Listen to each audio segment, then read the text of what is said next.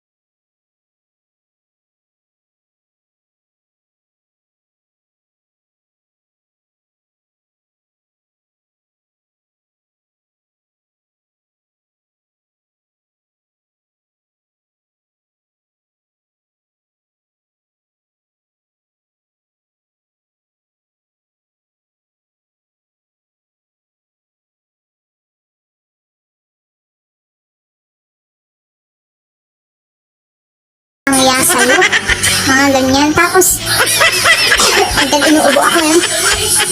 Tapos, basta ano, sabi ko lang guys, kapag ka nagmahal kayo nga is huwag todo bigay. Tapos kapag ka may nakita kayong sitwasyon na maraming asawa, na iba-iba ang asawa, iba-iba din yung ama ng kanilang anak. Kung kayo ka doon. Kasi sa totoong buhay, kasi hindi rin naman nila gusto ang ganong sitwasyon. Pero, nandoon na talaga, hinaharap na nila yung ganong tadhana nila doon. Kaya, naniniwala ba kayo sa tadhana? Kayo nga, maniwala kayo sa tadhana kahit wala pang nakatadhana sa inyo ngayon. Sadyang may tadhana. Kapalaran kumbaga.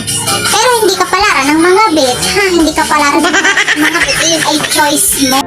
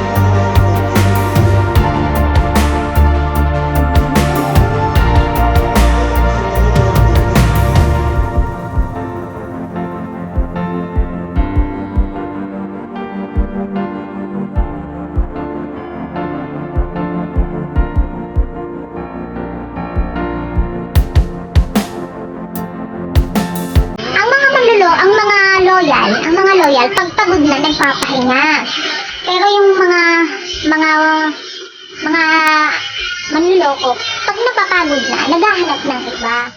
Sobrang sama ng ganyan. Kaya nagkakaroon minsan ng kaya yung iba talagang tao is nasasaktan. Tapos, ang ipapalit lang din naman sa kanila alam mo na, ganun din naman ang tsura. Hindi naman kailangan maghanap ng iba.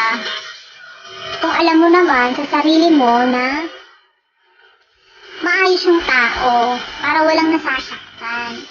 Kaya yung iba nagkakaroon ng marami-raming asawa dyan. Maraming kasi yung mga manluloko na yan, yung mga manluloko naglilika na sa mundo ko. Ano lang masabi guys, sa ito lang masasabi ko sa inyo, pag nagmahal mong todo bigay. Para pag nahulog, hindi masyadong masakit, ha?